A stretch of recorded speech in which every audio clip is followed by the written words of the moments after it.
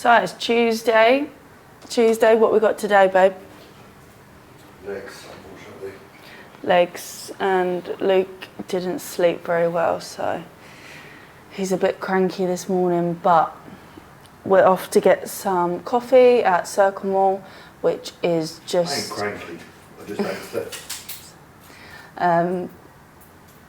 Yeah. Well, we're going to get some coffee and get a croissant at Circle Mall, like I said, which is... The 50th croissant of the holiday. For her only. He's lying. I'm going to look like a croissant when I get home, but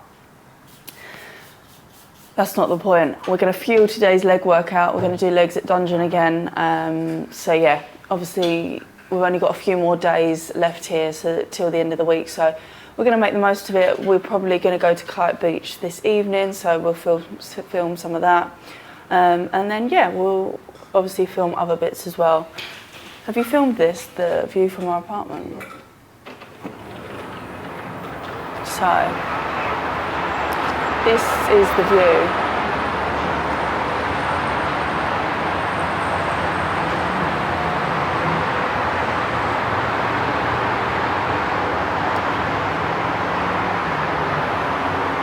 As you can see, it's absolutely unreal. Such a nice balcony. It's absolutely huge as well. And this is my little plant. So this is little Susie. She's been watered and now she's getting some sunlight for the day. But yeah, I wanted to make the apartment a bit more Christmassy, because obviously they've got a few lights here in Dubai, but not too many in terms of like Christmas and things like that. So there is actually a Christmas market that I said to Luke about going, but I don't know if we'll just wait till we're home now. But I wanted to make the apartment a little bit Christmassy, so I got little Susie. So yeah, that's obviously our little plant. In terms of our actual apartment as well, as you can see, it's got a massive living area.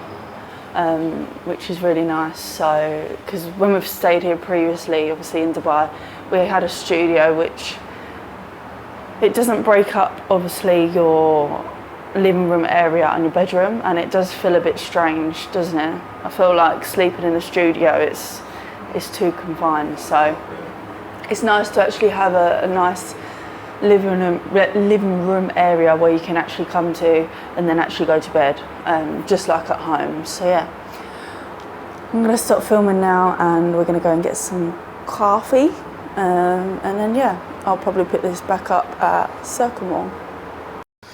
Yo, so we ended up going to the mall, but didn't film it because who wants to see that anyway? We want to get into the interesting stuff.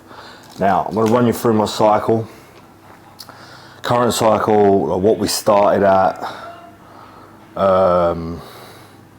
just details of where I'll be moving forward, how long I've been on, etc. Because realistically, this is all people care about. So, I think I'll put something in the caption saying like, you have to put like, don't condone the use of blah, blah, blah, blah of drugs. This is hypothetical. I'm not actually taking this. This is just maybe what I would be taking if I was aiming to do a bodybuilding show next year. Right, so we had a 22 to 24 week cycle planned out. So I believe I must have started now around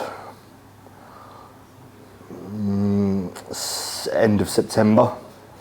And that cycle is going to go till March. And then I will cruise before I go into my show prep.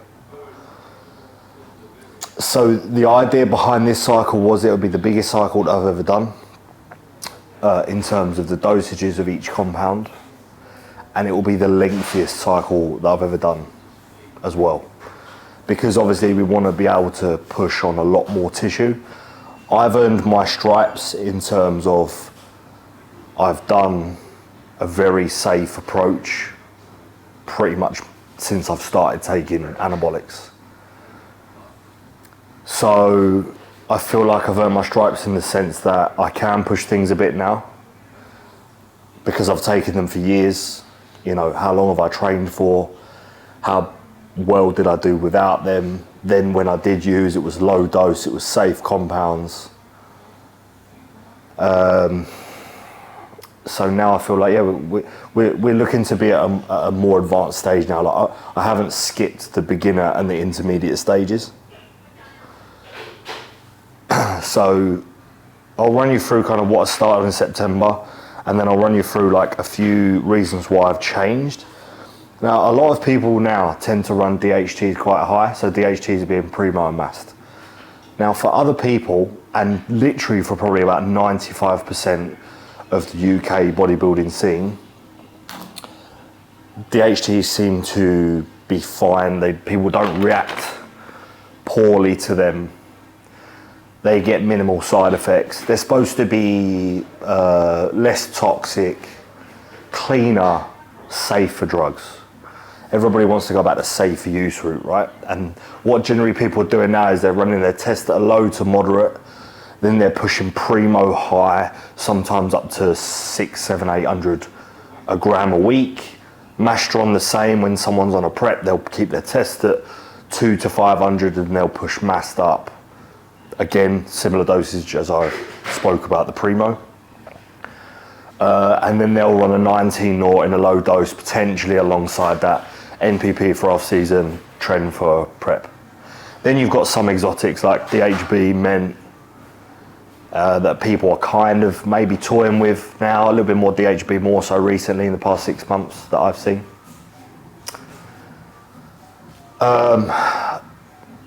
For me, doing that last time, the primo specifically is what caused a lot of issues with my parathyroid. So long story short, a high amount of primo, so I was running 800 milligrams a week. So I think my cycle, this was my last, quite a while ago now, because I had like a 14 week or 12 or 14 week cruise before this big 22 week cycle, just to ensure everything was good. I got my bloods done once before going on, and then I've actually had them done twice now since I've started. I had an Atlas bloods, which was very expensive, which was amazing.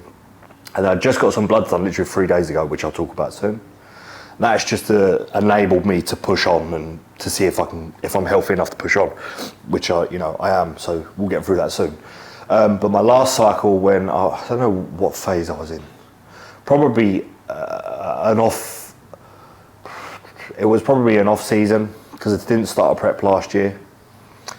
So I think I did 540 test, 800 primo, and then like 150 NPP. The primo was causing what's called hypercalcemia, which is essentially an excess of calcium in the body, like an electrolyte imbalance, like high calcium, can cause low magnesium, but my magnesium wasn't affected on serum blood work. And the hypercalcemia was affecting the parathyroid to be low, because parathyroid controls calcium levels in the body. So when there's too much calcium in the body that isn't caused by the parathyroid gland being disordered or something like that. So for example, me, the primo was causing high calcium. The parathyroid was like, you have too much calcium, we're gonna shut down because you don't need any more calcium. We're telling you to kind of get this, whatever's causing this excessive calcium in your body, you need to get out. And that was causing mega cramp, all the symptoms of a low parathyroid is cramp, stomach acid, and it was just a very poor time. I think I actually did 2 cycles like that. It was when I was in Dubai last year, I had my primo at like 600. Then I got back, did another cycle like that. I should have known the first time things weren't right, but I pushed through it. But for me, the primo, I will run through mast in a second. For me, the primo, even this time round, I started, so we'll run through this cycle. I believe I started at 500 test, 500 primo, 250 mast, because I was like, right, I don't want to run a higher primo. It might have been 400 or 500. So I was like, maybe I'll be all right with 400 or 500 primo instead of like 6, 7, 8s. Still, even though calcium wasn't high on the Atlas blood work, the calcium was within range. It doesn't necessarily mean that there's not excessive calcium in the body in other areas. So the parathyroid was still coming down slowly because I get more twitches and more cramps. So basically high primo or primo in itself causes issues. I'm running 200 milligrams now and my parathyroid's just about in range. So the reason I'm keeping that is because I'm running my test higher and my NPP higher. I tried Mastron as well, and I don't know if you can see, but if you notice, like, I've had patches in my beard and there's discoloration. The hair's only just grown back. People say Mastron isn't what causes hair loss, it's overall androgens, but that's the first or second time I've ever used Mastron. Not even on it for long, and I started getting that. It might not be that. I don't know what's caused that. But yeah, I just don't seem to get on genetically with the DHTs. Primo doesn't agree with me. Mastron doesn't really agree with me, and they're supposed to be the safer use, even when run at higher doses. I have to get this right because it's annoying me. That's better. So the approach I've kind of used this time is I sacked off the 500, 200, whatever it was. I'm now currently running, so I took the Primo down, I took the Mastron out. Then you're kind of thinking, what else have you got? If the DHTs are relatively safe, what have you got? Bump your test, and then you've got your 19 Nors. I will not go near Trent ever, apart from when I'm about 6 weeks out, because it ruins your sleep, and sleep quality is the most important factor for my life, for me, in terms of how productive I am with my whole day, right? How I feel. So anything that negatively affects my sleep, no matter what drug, I will not use it. I would never do that in an off season, because I believe I tried it for like 4 weeks in a push once just to test it out, and I was like, mate, 100 mg a week, it just seems to dampen sleep quality no matter what you do to kind of prevent it. I don't like it. So I'll save that for prep. NPP gives me no issues at all. So currently doing I've got it all on my notes, even though I know it, I just want to see it written down. 750 test. It was 300 NPP and 200 Primo. I might actually drop the Primo out completely. We'll see. The only reason the 200 mg is in there is I don't mind Primo, how it's not massively strong even at a higher dose, I don't think. This cycle is definitely the strongest I've felt. Also, I must mention the Anavar. So I'm doing 250 milligram a week of Anavar, which is 50 milligram a day. I have done like 20, 30 milligram pre-workout in the past. The reason why I'm doing a little bit of an experiment at the moment, I was kind of seeing how this cycle is going to affect my bloods. So I've been doing the Anavar since I've been out here. So that'll be nearly 6 weeks in total. And like I said, I got my bloods done. Liver enzymes are absolutely fine. ALT is always slightly higher from training, and AST, GGT, ALP, all in range. So the Anavar at 50 milligram is very good. Like Anavar is probably, like if I can give you my best cycle, it would be the higher test that I'm doing, the NPP, which I've built to 300 from 100, and the Anavar in there at 30 to 50 milligram pre-workout. The pump that gives me, it's nothing crazy, like it's not like an Anadrol or Superdrol, but it's very, very, compared to the other orals, it's the safest oral you can use. I will be using Anavar with every cycle going forward. I think this time what I'm going to do is probably run the rest of that for maybe another 2 weeks, and then have a little time off, 4, 5, 6 weeks, and then run it again for the last 6 to 8 weeks of the off season. I wouldn't run it straight through, and liver enzymes will probably allow me to, and maybe I will, we'll see, I haven't decided yet. But the test at 750, plus 200 Primo, which is 950, plus 300, which is 250, plus the Anavar per week is 1.5 grams a week. Where would I go from here? I potentially drop the Primo out. As I mentioned, the Primo's only in there to control E2 slightly, and my estrogen's bang in range with 750 test. Like literally bang in range, with my test being very, very high. On the Atlas bloods I got done, I was at like 212 nmol, which is the highest I've had on 750 test. And Whereas out here, the test was a lot lower, so I don't know whether they've tested it a little bit wrong. However, all health metrics on the blood work I got done out here through B well was kidneys, liver. Only thing really is with everyone is HDL is always going to be low. I haven't got my cholesterol subs out here. I've only brought about 75% of my subs out. So as soon as I return back to the supplement needs cholesterol stack, citrus bergamot, etc. Yeah, this man, I just can't get over how clean this cycle is. The test being high, I feel really good. I would probably push that up once more before the end of this cycle. You'll probably see that go to 850, maybe a gram. I'm not gonna lie. And you know what? I'm not a massive aromatizer. I still get a little bit of itchiness in my left side nipple, even though estrogen is in line on blood work. Again, what I mentioned earlier, things can be fine on blood work and in range, but there's a lot more processes going on at an intracellular level, like at a muscular level, not just in serum.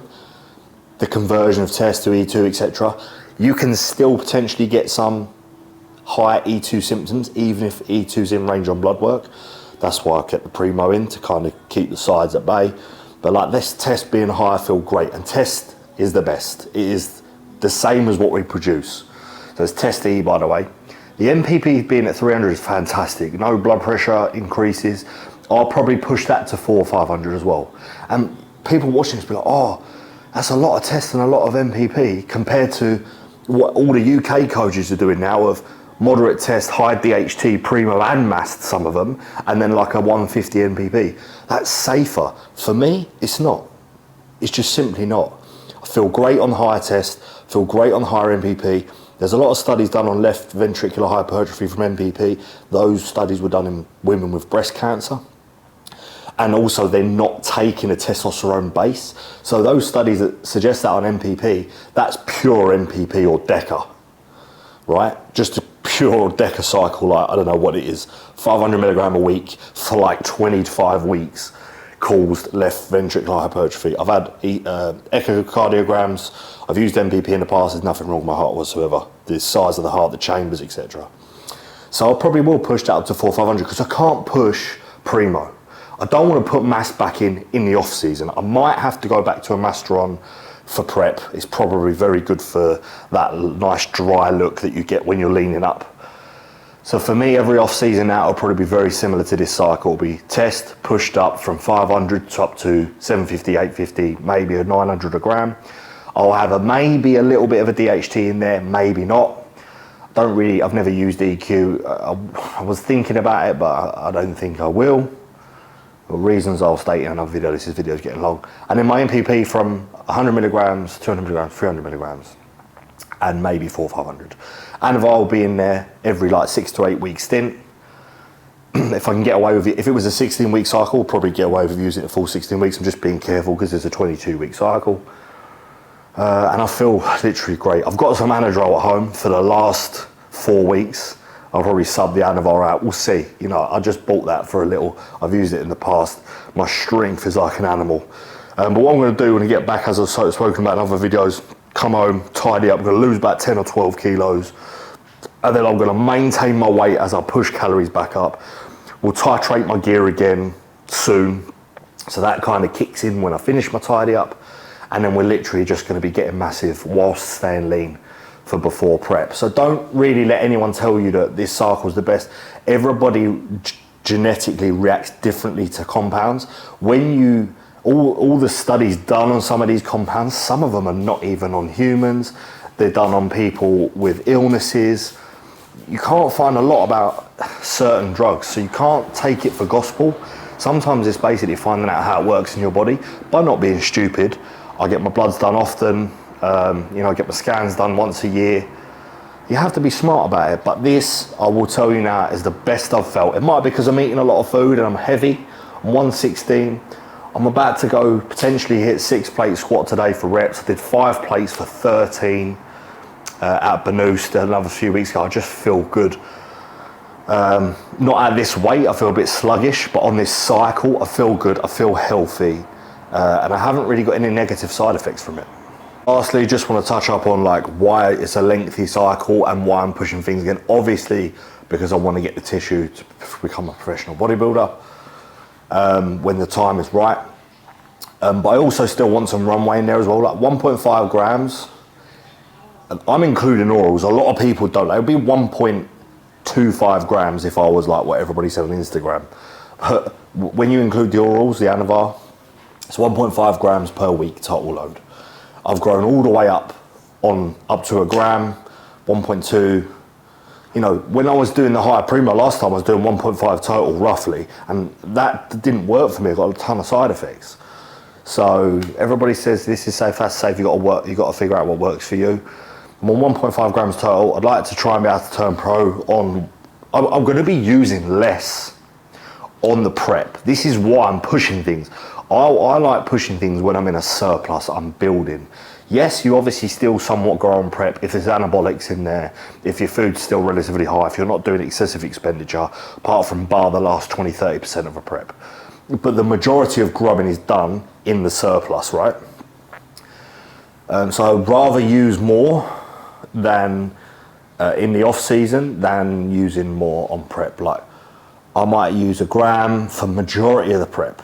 And then obviously you add in all the orals at the end, which bring your total load up. Your mass strong gets bumped, whatever. So yeah, I'd like to try and be able to turn pro on like 1.5 grams max a week. You know I said I might bump my test up, but I'm pulling the primo out. So I've got 200 milligram what I pull out, put 200 milligram on my test, the total load is the same. That's how I see it. But it might be more beneficial for me is I've got some aromasin as well to control E2 if I do get rid of that primo. I like to be strategic about things. That's just how I am. I analyse a lot, but for a good cause. Do you know what I'm saying? Like I'm not in this to try and kill myself to get a pro card, which people are taking like, some people take 2.5, 3, 4 grams a week. 4 grams a week, and in my opinion, they don't look like a physique who's taken 4 grams, 3 grams, 2.5 grams a week. I don't think they look that good. So I want to keep it relatively conservative. However, 1.5 grams I understand is a decent amount. So if it's try and get the card on that, and then maybe when I get the card and do a pro show, I'll push it to 2 grams, and then that will probably be my limit. Right, we're going to get to dungeon now. We've got a big leg session. I'm not up for it. Like a leg session every week, I dread, to be honest with you, because I either throw up, feel sick. You know, I've got to try and manage that a little bit better. I've been going to failure on everything. And when all the blood goes to my legs, I just feel like I want to throw up. And then when I do throw up, I feel better, but it's just not conducive to the goals.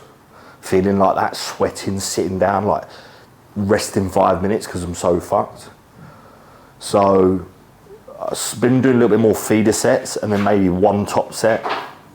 So we do our isolations, leg extension, adductor ham curl. Then I do the big bread and butter today. I might do the back squat like I said. Then maybe they've got a true squat, depends how messed up I am.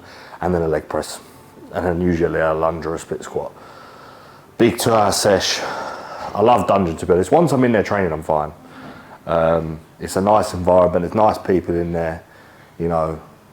A few of the influencers of the pros training there, they're good lads, and it's a nice environment to be around those people, and they're all chasing this big goal and everyone's in the same level. Do you know what I'm saying? And Abdullah is just, you know, he's like a Dubai version of Chris Jones at home, who owns Evolve. Evolve is very similar to Dungeon, and they're both very into bodybuilding, which is what you need when you're trying to become a professional. So, well, firstly we've got to get the first show out of the way, but yeah. All right, guys, I'll see you in the gym.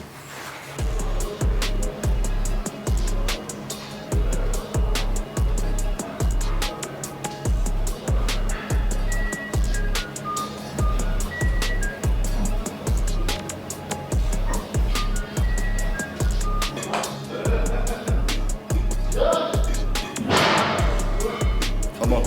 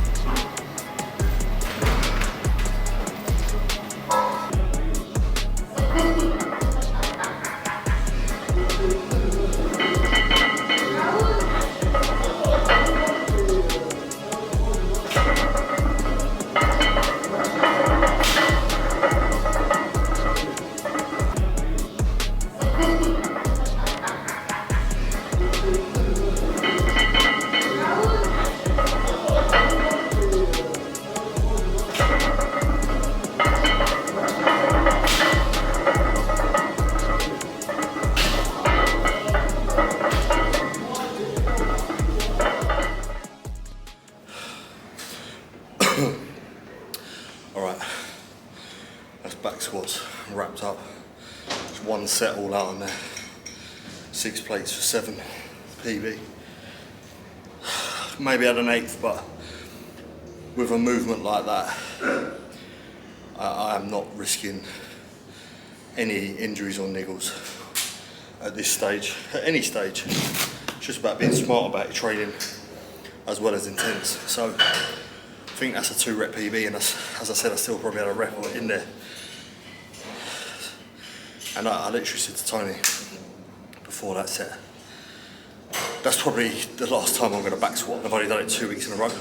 What's the point? You know, where can you really go from there? Okay, you can do a 280. Okay, you can do a 300 for a few reps. Risk to reward, in my opinion, is not going to be worth it for the rest of the 12 or 14, 12 weeks left I've got left of off season. I'd rather just load up a machine, you know, at home, a hack, a pendulum. Today we're now going to go into, so as you've seen so far, we've done the 3 isolations that we always do before legs. I need to make sure I'm in a shot this time. So ham curls, lying, adductor, extensions. I always do those 3 before any compounds. You don't have to, but it's just what I'm doing at the moment. It gets a lot of blood in the legs. Then I've got into the back squats today, which I was gonna start running up through the rest of the off season, but I've had to think about it now. Like I just mentioned a minute ago, there's literally no point. I've done 6 plates for reps. I'm happy with that. I'm happy with that. And for me, it's not about the weight and the reps. I'm trying to get bigger legs. Yes, that's gonna give me bigger legs. You know, it has to. But I just feel like on a machine you can be a little bit safer. And I need more quads. The back squat there, it's a lot of glute involvement with me. I've got a lot of hip strength. So we're gonna go into the true squat wrap now, which I've never used before, so we'll see what that's like.